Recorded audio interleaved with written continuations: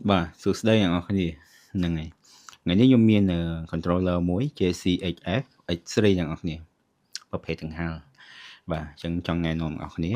សម្រាប់អ្នកប្រើទូរស័ព្ទលេងក្តៅអាចប្រើមួយនេះបានល្អអញ្ចឹងថ្ងៃនេះខ្ញុំប្រាប់ពីវីដេអូតាក់ទងជាមួយនឹងការ set up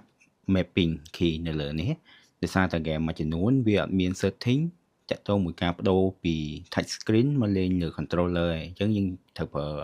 app ជំនួយមួយដើម្បីធ្វើការ set mapping key នៅលើ screen របស់វាអញ្ចឹងវាបើក control ដើម្បីភ្ជាប់មួយ device Android បាទយើងចុច A ជាប់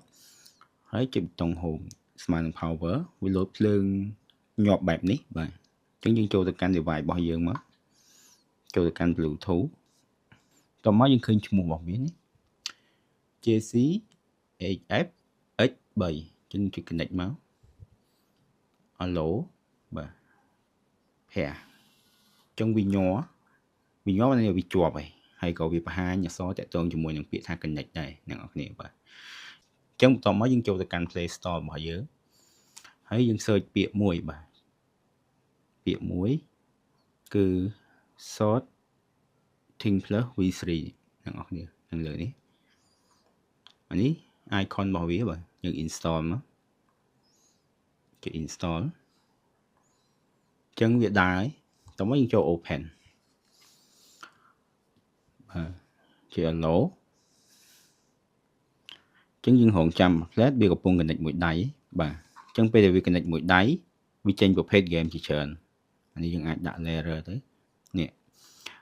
តាក់ទងជាមួយ game ទាំងអស់នេះសិតតែវា auto ក្នុងការ set up key យើងឯងដូច eFootball Mobile Legend ឬក៏ Mobile PUBG អញ្ចឹងណាអញ្ចឹងឧទាហរណ៍ថាបើយើងអត់ចង់នេះទេយើងអត់ចង់ប្រើ template ហ្នឹងទេយើងចង់ set up ខ្លួនឯងអញ្ចឹងយើងចូលទៅកាន់បើក floating នេះសិនយើងចូលកាន់ tray 3ហើយយើងយកពាក្យ floating window បាទបន្តមកយើងរកពាក្យ Shorting Plus V3 បាទចាំតិចនេះមួយនេះបាទយើង allow វាមកអូខេយើង back ទៅវិញអញ្ចឹងវាបាន icon មួយអ្នកនរគ្នានេះបាទ icon V3 សម្រាប់ set ណាអញ្ចឹងយើងចូលទៅកាន់ game យើងមកឧទាហរណ៍ខ្ញុំចង់លេង game នេះStreet Fighter នេះអូខេអញ្ចឹង Street Fighter នេះយើង connect ជាមួយ control direct លេងអត់បានទេតើយើង set mapping វាបាទអូខេចឹងពេលរើស hero យើងអាច touch ទេអ្នកនរគ្នា touch យកសិនអញ្ចឹងណាចាំចូលដល់កន្លែង set យើង set mapping យកតែម្ដងចាំតិចខុសគ្នាទេដូចកន្លែងនេះអញ្ចឹងបាទយើងឃើញនៅ touch key របស់វាកន្លែង moving analog នេះអានេះកន្លែងវាយអញ្ចឹងទៅអញ្ចឹងដើម្បី set បានចុចចូល icon នេះមួយបាទយើងឃើញប៊ូតុងញ៉ៃច្រើននេះយើង clear វាចោលសិនបាទយើង clear វាចោលសិនបាទ new មកទៅពាក្យ new មកតបមកឧទាហរណ៍ថាអានេះសញ្ញា L នេះអានេះវាស្មើនឹង analog L អ្នកនរគ្នាស្មើ analog មួយនេះជិះដាក់ចំកន្លែង move វិញនេះមកតបមកខ្ញុំចង់ set ទៀតខ្ញុំចុច key បាទអក្សរ A ប៊ូតុង A បាទចុចប៊ូតុង A มันទាញមកខាងក្រោមនេះចឹងទៅទាញដាក់លើ screen ចឹងមកអ្នកនរគ្នាបាទហើយតាក់ទងមួយ super ធម្មតា Street Fighter នេះវាចុចលើនេះអញ្ចឹងខ្ញុំដាក់ O B មកកន្លែងនេះអូខេដាក់ប៉ុណ្្នឹងហើយខ្ញុំចុច save អ្នកនរគ្នា save មួយមកអូខេខ្ញុំសាក់លេងនេះឃើញដែរ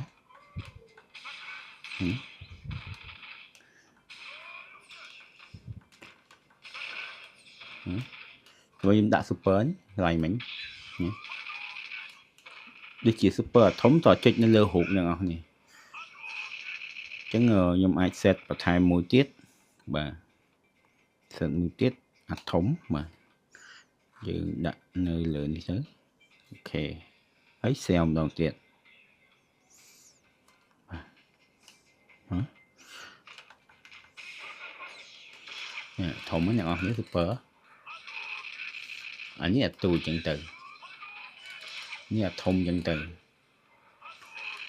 បាទអញ្ចឹងរបៀប set